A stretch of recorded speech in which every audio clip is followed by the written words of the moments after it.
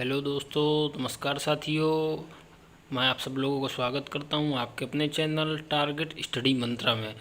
आज दोस्तों हम सब लोग देखेंगे हिंदी पेडागॉजी के प्रश्न।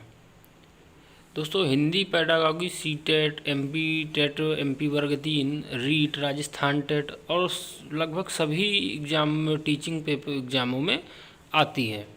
खास करके सीटेट में तो 30 में 15 नंबर की रहती है, 15 नंबर का गद्यांश और पद्यांश रहता है और 15 नंबर के पेडागॉजी के प्रश्न रहते हैं। एमपी वर्ग 3 में भी यही है और रीट में भी यही है, जो सिलेबस रीट का भी अभी आया है। तो आज हम लोग देखेंगे। दोस्तों बने रहिए अपने चैनल टारगेट स्टडी मंत्रा के साथ। चलिए बढ़ते हैं पहले प्रश्न की तरफ। देखिए, उच्च प्राथमिक स्तर पर भाषा सीखने का उद्देश्य है। विकल्प ए, प्रश्नोत्तरी भाषण अंताक्षरी का मात्र आयोजन करना, भाषा की बारीकी और सौंदर्य बोध को सही रूप से समझना, दूसरों के अनुभव से जुड़कर सवालों के जवाब देना, निजी अनुभवों को केवल लिखकर व्यक्त करना। तो दोस्तों देखिए, पेडागॉजी में खास तौर से हम लोगों को प्रश्न अगर अच्छे से हम पढ़ेंगे 2 बार तो हमारा उत्तर वहीं पर रहता है। इसलिए प्रश्न 2 बार पढ़ने की अच्छे तरह से और प्रश्न को समझने की ज़रूरत है, तो उत्तर मिल जाएगा। देखिए फिर से पढ़िए, प्रश्नोत्तरी भाषण अंताक्षरी का मात्र। देखिए यहाँ पे एक शब्द लिखा है मात्र। ये जो मात्र लिखा है, ये मात्र शब्द दोस्तों ये हिंदी में बहुत ही निगेटिव से कहा जाता है कि ये बहुत ही निगेटिव पॉइंट होता है। इसलिए जो मात्र लिखा है ये एक पक्ष की बात करता है। जहाँ पर भी आप देख लेंगे मात्र, केवल, ही, ये समझिए हिंदी में इनको निपात कहते हैं अपनी, तो ये हमेशा निगेटिव वर्ड होते हैं। इसलिए जहाँ भी ये आप देख लीजिएगा तो ये एक पक्ष की बात करता है, इसलिए ये उत्तर नहीं हो सकता हमारा। चलिए अगले विकल्प की ओर चलते हैं। भाषा की बारीकी और सौंदर्य बोध को सही रूप से समझना। देखिए ये बात तो सही है कि भाषा की बारीकी, और एक खास तौर से देखिए बात कहाँ की हो रही है, उच्च प्राथमिक स्तर। उच्च प्राथमिक स्तर मतलब कक्षा 6 से 8 के बीच, कक्षा 6 से 8 की बात हो रही है। तो उच्च प्राथमिक स्तर में अगर भाषा की बारीकी और सौंदर्य बोध को सही रूप से समझना, ये बात तो सही है। देखिए ये विकल्प सही है। फिर भी अगला हम पढ़ते हैं, दूसरों के अनुभव से जुड़कर सवालों के जवाब देना।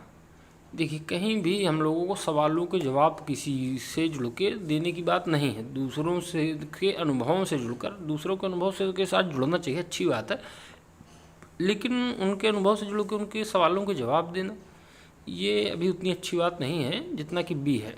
देखिए निजी अनुभवों को केवल लिखकर अभिव्यक्त करना, ये फिर से देखिए एक शब्द आ गया केवल। ये जहाँ भी केवल आ जाएगा ये फिर एक पक्ष की बात करने लगा, इसलिए ये तो हमारा उत्तर हो ही नहीं सकता। इसलिए देखिए ये जो सी है ये बी के साथ जुड़ जाएगा और इसका उत्तर बी हो जाएगा। इसलिए प्रश्न 1 का उत्तर बी। दोस्तों उम्मीद करता हूँ आप सब लोगों को सही समझ में आ रहा होगा। चलिए बढ़ते हैं अगले विकल्प प्रश्न की ओर। देखिए पढ़िए प्रश्नों को। ज्ञान से संबंधित अन्य विषयों की समझ का विकास तथा उससे आनंद उठाने की क्षमता का विकास उच्च प्राथमिक स्तर पर भाषा सीखने का एकमात्र उद्देश्य है, एक महत्वपूर्ण उद्देश्य है, सर्वाधिक महत्वपूर्ण उद्देश्य है, सबसे कम महत्वपूर्ण उद्देश्य है।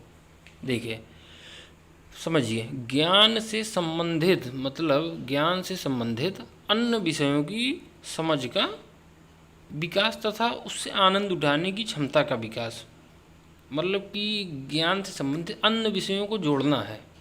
तो ये एक महत्वपूर्ण उद्देश्य है। एक महत्वपूर्ण, देखिए एक मात्र जहाँ पे लिखे ये एक पक्ष की बात करता है, एक मात्र, इसलिए ये तो हमारा उत्तर नहीं होगा। देखिए एक महत्वपूर्ण उद्देश्य है, एक महत्वपूर्ण उद्देश्य है, सर्वाधिक महत्वपूर्ण है, सबसे कम महत्वपूर्ण है। तो देखिए दोस्तों इसका जो सही उत्तर होगा ये ना तो एकमात्र उद्देश्य है और ना ही सर्वाधिक महत्वपूर्ण है, ये दोस्तों न सबसे कम महत्वपूर्ण, तो इसलिए इसका उत्तर हो जाएगा बी। एक मिनट दोस्तों, ये बी, इसका उत्तर हो जाएगा बी दूसरे का। एक महत्वपूर्ण उद्देश्य है मतलब ज्ञान से संबंधित अन्य विषयों की समझ का विकास तथा उससे आनंद उठाने की क्षमता का विकास उच्च प्राथमिक स्तर पर भाषा सीखने का एक महत्वपूर्ण उद्देश्य है। चलिए दोस्तों अगले प्रश्न की तरफ बढ़ते हैं।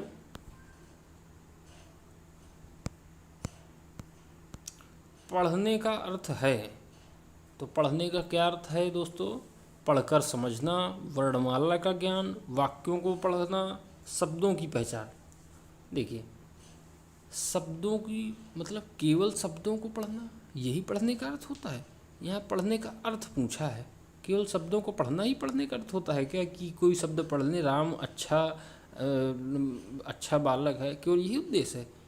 केवल वाक्यों को पढ़ना है कि राम स्कूल जाता है, केवल यही उद्देश्य होता है पढ़ने का?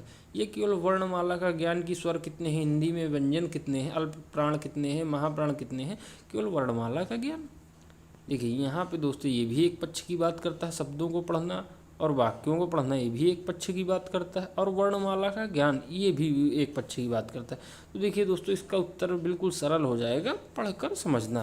मतलब किसी भी वाक्य को पढ़ करके उसका अर्थ समझना, ये पढ़ने का अर्थ होता है, इसलिए इसका उत्तर हो जाएगा दोस्तों ए। चलिए दोस्तों आप लोगों को समझ में आ रहा होगा, आगे बढ़ते हैं। उच्च प्राथमिक स्तर पर भाषा सीखने में पाठ्य पुस्तक के अतिरिक्त कौन सा संसाधन सामग्री सर्वाधिक महत्वपूर्ण है? देखिए सर्वाधिक महत्वपूर्ण है, तो कौन सा इसमें कौन सी सामग्री है जो सबसे ज़्यादा महत्वपूर्ण है? उच्च प्राथमिक, ध्यान दीजिएगा उच्च प्राथमिक 6 से 8 की बात कर रहा है। उच्च प्राथमिक स्तर पर भाषा सीखने में पाठ्य पुस्तक के अतिरिक्त कौन सी संसाधन सामग्री सर्वाधिक महत्वपूर्ण है? रेडियो नाटक, रेडियो के द्वारा मतलब नाटक सुन करके, कविता का केवल पाठ करके, मतलब कोई कक्षा में कविता का अच्छा पाठ हो रहा है, केवल वही सबसे महत्वपूर्ण सामग्री है? यह आयु अनुरूप साहित्य, मतलब कोई बच्चा 6 से 8 में जितने उम्र का है, 11 साल का है, 12 साल का है, तो अपने हिसाब से अपनी आयु के हिसाब से साहित्य पढ़ रहा है। समाचार पत्र मतलब केवल जो दैनिक समाचार पत्र आते हैं हमारे घरों में, केवल वही सर्वाधिक महत्वपूर्ण है? तो देखिए यहाँ पर रेडियो नाटक उच्च प्राथमिक स्तर पर भाषा सीखने के पाठ्य पुस्तक के अतिरिक्त ये सर्वाधिक महत्वपूर्ण है, लेकिन सर्वाधिक महत्वपूर्ण नहीं है। यहाँ सर्वाधिक की बात की गई है, तो ये सर्वाधिक महत्वपूर्ण नहीं। कविता पाठ भी एक पक्ष की देखिए बात कर रहा है, ये भी हमारा उत्तर नहीं होगा। और समाचार पत्र, केवल समाचार पत्र ही एक हमारी संसाधन सामग्री का सबसे महत्वपूर्ण है, ये भी एक पक्ष की बात कर रहा है। दोस्तों देखिए यहाँ पर आयु अनुरूप साहित्य, मतलब जिस आयु का बच्चा होगा, उच्च प्राथमिक स्तर मतलब कि कक्षा 6 से 8 के बीच में, वो अपने आयु के हिसाब से पढ़ रहा है साहित्य, ये सबसे ज़्यादा महत्वपूर्ण होगा। चलिए दोस्तों आगे बढ़ते हैं। गणित, विज्ञान आदि विषयों की कक्षाओं में भी बच्चे भाषा सीखते हैं, यह विचार पूर्णतः सत्य है, आंशिक रूप से सत्य है, निराधार है, ये मतलब ये वाक्य ही गलत है। चलिए एक बार फिर से पढ़िए, ध्यान से पढ़िएगा दोस्तों प्रश्नों को। गणित, विज्ञान आदि विषयों के कक्षाओं में भी बच्चे भाषा सीखते हैं, मतलब अगर कोई गणित की कक्षा चल रही है, विज्ञान की कक्षा चल रही है, तो वहाँ पर बच्चे भाषा भी सीखते हैं, ये पूर्णतः सत्य है, यह पूरी तरह गलत है बात, यह मतलब आंशिक रूप से कुछ तो सही है बात, यह कुछ मतलब गलत है आंशिक रूप से, ये मतलब यह बिल्कुल गलत ही है बात। देखो कोई भी बच्चा होगा, विज्ञान की कक्षा चल रही है, तो उसमें अगर गणित पढ़ाई जा रही तो वो भाषा के द्वारा ही तो पढ़ाई जा रही है, बिना भाषा के द्वारा तो पढ़ाई ही नहीं जा सकती है, इसलिए ये बात गलत नहीं है, ये बात तो सही है। क्या आंशिक तो निराधार तो ये बात होगी नहीं, इसलिए डी तो गलत हो जाएगा। आंशिक रूप से सत्य है, क्या मतलब यही एक सही बात है, बाकी मतलब कुछ सत्य है, कुछ सही है, कुछ गलत है? देखिए आंशिक रूप से कुछ होता ही नहीं है, आंशिक रूप से ये बात सत्य नहीं है, पूर्णतः गलत है।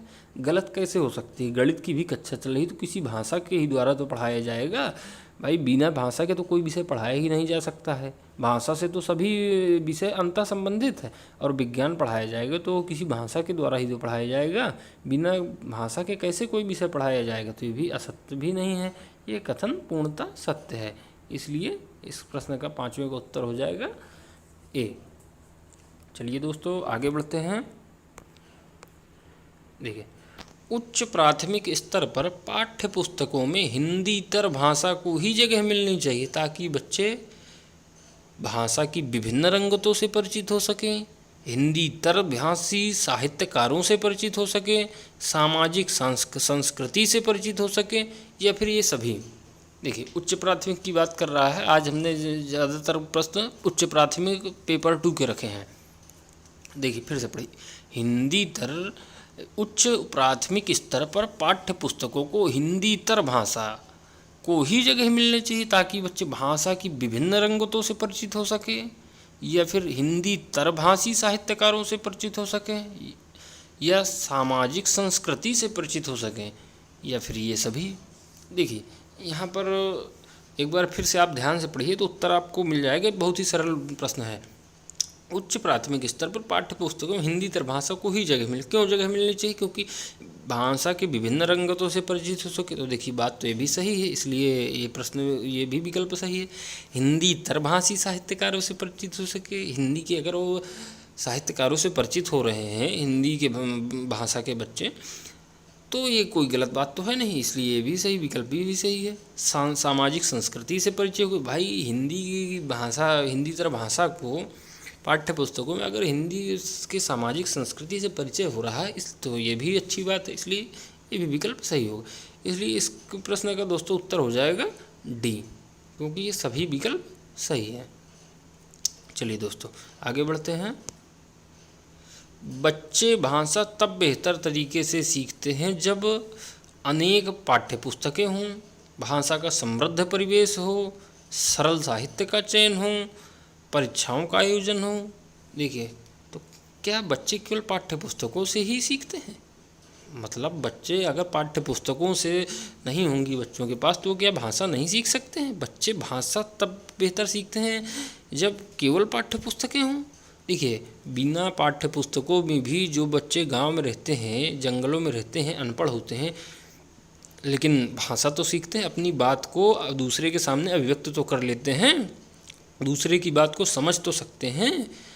तो क्या केवल पाठ्य पुस्तक है? जो व्यक्ति अनपढ़ है तो क्या वो भाषा बोलना नहीं जानता है कि समझना नहीं जानता है? तो ये बात कैसे सही हो सकती है? अनेक पाठ्य पुस्तकें कैसे केवल पाठ्य पुस्तकों से ही थोड़ा सीखेगा बच्चा भाषा? भाषा तो उसको परिवेश मिलेगा, सीख जाएगा। भाई हिंदी हमारी मदर टंग है, मातृभाषा है, तो हम जिस परिवेश में रहेंगे, कोई बच्चा भारत में रहता है तो अपनी मातृभाषा सीखेगा ना, जहाँ पर वो पैदा होगा। अमेरिका का बच्चा वहाँ की मातृभाषा अंग्रेजी सीखेगा, यहाँ का बच्चा हिंदी सीखेगा। तो ये केवल पाठ्य पुस्तकों से नहीं सीखा जाता, ये विकल्प इसलिए गलत हो जाएगा। चलिए बी पढ़ते हैं, भाषा का समृद्ध परिवेश। इसके बाद सी पढ़ते हैं, विकल्प बी तो सही है। सी, भाषा साहित्य का चयन, तो सरल साहित्य का चयन हो तो बच्चे केवल साहित्य के माध्यम से ही भाषा सीखते हैं। फिर वही बात आ गई कि जब बच्चे अनपढ़ हैं तो साहित्य कैसे पढ़ लेंगे? लेकिन अनपढ़ बच्चे भी बात अपनी दूसरों के सामने अभिव्यक्त कर देते हैं और अपनी बात को अच्छी तरह प्रकट कर लेते हैं और दूसरे की बात को समझ भी सकते हैं, इसलिए ये विकल्प भी सही हो जाएगा। क्या परीक्षाओं का आयोजन हो? परीक्षाओं के माध्यम से ही बच्चे बेहतर भाषा सीखेंगे, इसके अलावा भाषा ही नहीं सीख पाएंगे। ये भी विकल्प देखिए एक बच्चे की बात कर रहा है, ये भी गलत हो जाएगा। इसलिए सबसे अच्छा विकल्प है इसमें बी, भाषा का समृद्ध परिवेश हो, बच्चे को अच्छा इन्वायरमेंट मिलेगा, समृद्ध भाषिक परिवेश मिलेगा तो बच्चा भाषा तो अच्छी तरीके से सीख ही लेगा। देखिए यहाँ पर एक प्रश्न भी फिर से एक और प्रश्न बन सकता है इन्हीं विकल्पों में, घुमा के दे देता है। उसमें दे सकता है कि बच्चे भाषा अधिग्रहण, भाषा अर्जन और भाषा अधिगम में क्या अंतर है?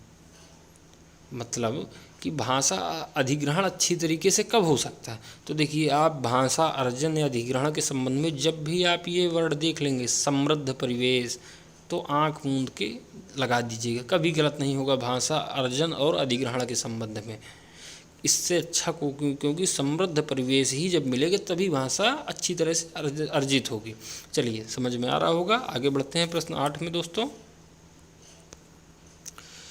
उच्च प्राथमिक स्तर पर भाषा आकलन की दृष्टि से सर्वाधिक महत्वपूर्ण है। क्या महत्वपूर्ण है? अवलोकन मतलब ऑब्जर्वेशन, साक्षात्कार सूची मतलब कि इंटरव्यू उसका लेंगे, लिखित परीक्षा मतलब पेपर पेंसिल टेस्ट कराएंगे, या फिर जांच सूची।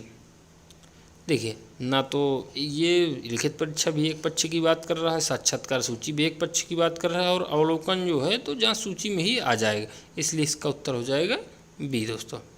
चलिए आगे बढ़ते हैं दोस्तों। चलिए यहीं तक 8 ही प्रश्न थे आज। तो दोस्तों आपका बहुत बहुत धन्यवाद हमारे चैनल के साथ बने रहने के लिए। और जिन भी दोस्तों ने अगर अभी चैनल को सब्सक्राइब नहीं किया है तो एक बार चैनल को सब्सक्राइब ज़रूर करें, और बेल आइकन दबाना बिल्कुल भी ना भूलें दोस्तों, क्योंकि आपको हमारे नए नए वीडियो सभी विषयों की सब्जेक्ट पेडागॉजी मिलेगी। और सीटेट और एमपी वर्ग 3 जो 25 अप्रैल को पेपर था एमपी वर्ग 3 का, लॉकडाउन की वजह से बढ़ गया है, तो ये कभी भी हो सकता है, तो इसलिए अपनी तैयारी ज़रूर बनाए रहें दोस्तों। और वीडियो अगर पसंद आया हो तो लाइक और शेयर ज़रूर करिएगा दोस्तों। चलिए हम अपने ध्येय वाक्य के साथ आप लोगों से अलविदा लेता हूं कि आपका लक्ष्य आपको जीवन में बड़ा बना सकता है, इसलिए जीवन में अपना लक्ष्य ज़रूर बना के चलें। चलिए दोस्तों बहुत बहुत धन्यवाद आपका।